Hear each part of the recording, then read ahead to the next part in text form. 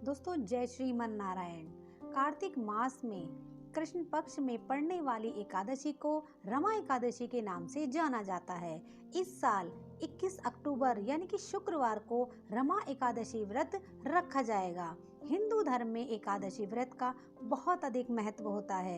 एकादशी व्रत रखने से सारी मनोकामनाएं पूर्ण होती हैं और एकादशी के दिन विधि विधान से भगवान विष्णु की पूजा अर्चना की जाती है।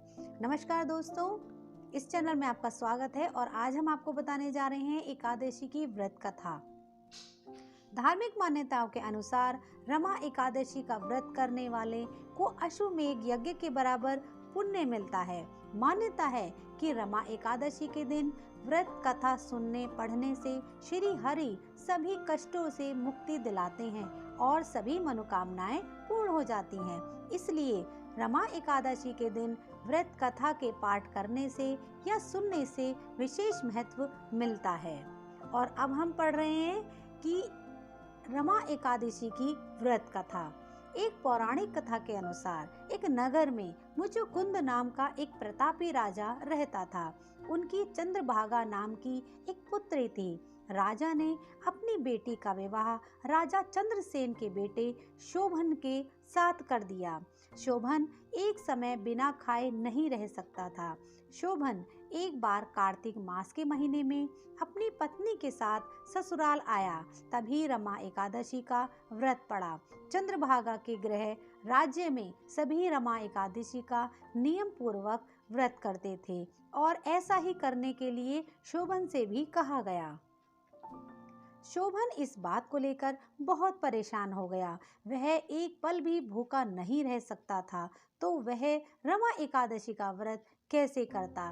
वह इसी परेशानी से के साथ अपनी पत्नी के पास गया और उपाय बताने लगा और उसकी पत्नी ने कहा, चंद्रभागा ने कहा कि अगर ऐसा है तो आपको राज्य से बाहर जाना पड़ेगा, क्योंकि राज्य में कोई भी व्यक्ति ऐसा नहीं है जो इस नियम का पालन ना करता हो। यहाँ तक कि इस दिन राज्य के जीव जंतु भी भोजन नहीं करते हैं। आखिरकार शोभन को रमा एकादशी का उपवास करना पड़ा, लेकिन पारण करने से पहले ही उसकी मृत्यु हो गई। चंद्रभागा ने पति के साथ खुद को सती नहीं किया और पिता के यहाँ रहने लगी। उधर एकादशी के पुण्य से शोभन को अगले जन्म में मंदराचल पर्वत पर आलीशान राज्य प्राप्त हुआ। एक बार मुचकुंद के ब्राह्मण तीर्थ यात्रा करते हुए शोभन के दिव्य नगर में पहुंचे। उन्होंने सिंहासन पर विराजमान शोभन को देखते ही पहचान लिया। ब्राह्मणों को देखकर शोभन सिंहासन से उठे और पूछा कि यह सब कैसे हुआ। तीर्थ यात्रा से लौटकर ब्राह्मणों ने चंद्रभागा को यह बात बताई। चंद्रभागा बहुत खुश हुई और पति के पास जाने के लिए व्याकुल हो उठी।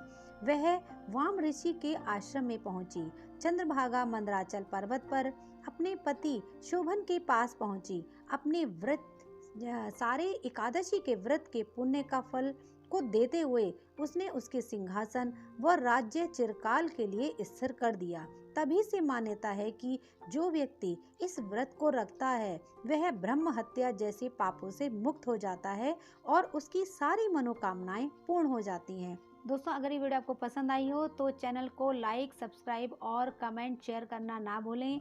बेल आइकन को ऑल पर सेट कर दें जिससे कि सारी वीडियोस आपके पास समय से पहुंचें।